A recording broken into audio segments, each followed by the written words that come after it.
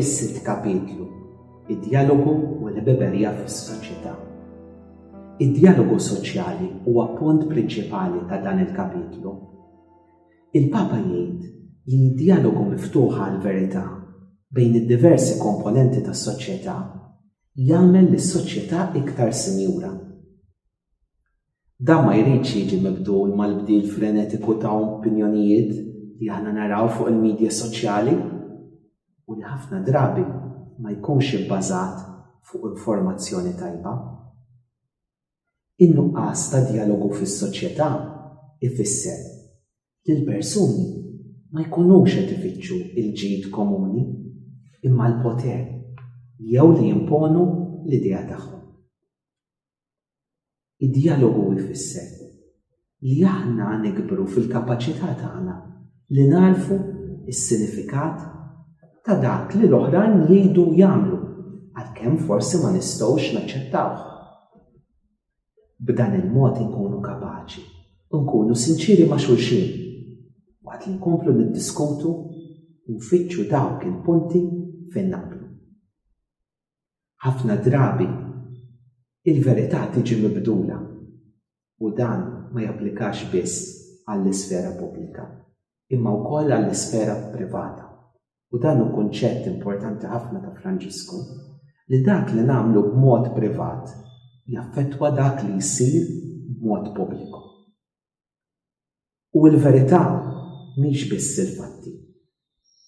Il-verità hija tfittxija għal dawk il-pedamenti li fuqhom nibnu id-deċiżjonijiet u l-liġijiet tagħna.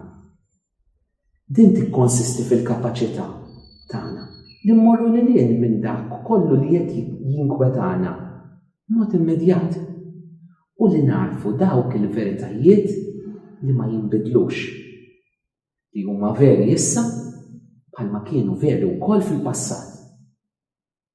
B'dan il-mod jirnexxielna niskopru ċertu valuri universali fin-natura umana tagħna. Huwa fuq dawn il-valuri li tinbena l-etika soċjali. Dawn il-valuri fundamentali ġala darba jiġu rikonoxxuti permezz ta' dialogu ninnotaw li ma nistgħux ninnegozjaw fuqhom.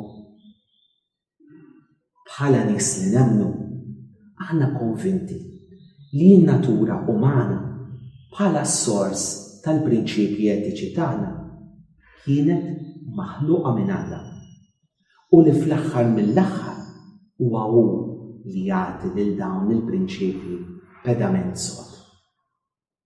Dan bl-ebda mod ma jwassal għal etika riġida jew għall impożizzjoni ta' sistema morali għax il-prinċipji morali universali jistgħu jinkarnaw ruħhom diversi regoli prattiċi insibuhom f'kulħadd. Għalhekk dejjem jista' jeżisti il-loka dialogu. Il-Papa jgħid li fi-spiritu veru ta' dialogu il-kol kemm aħna nistgħu nitgħallmu minn xulxin. Kulħadd huwa bżonjuż u d-dinja ma tista' tgħaddi mingħajr ħadd. Għalhekk huwa importanti li ninkludu wkoll dawk li jinsabu fil-periferija tas-soċjetà. U hawnhekk il-Papa jerġa' jagħmel referenza għal politiċi u għal dawk li qed imexxu.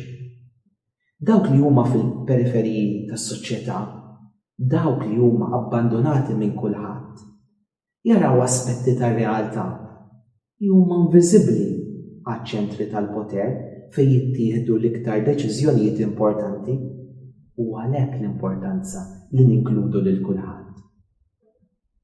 Il-paċi soċjali imma ma tiġix weħda.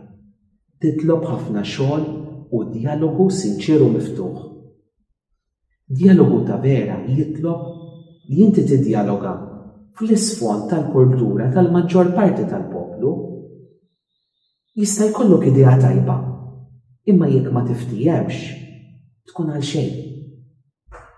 U jien naħduh ukoll fil-kuntest tagħna. Il-festi tagħna huma tajbin. U għalina wkoll bħala Knisja jistgħu joffru wkoll spunt ma' dawk in-nies li huma mbedin għalihom pereżempju l-festa għadha toffri punto d'inkontru, punt fejn aħna niltaqgħu ma' xulxin u għalhekk jista' jkun punt ta' dijalogu.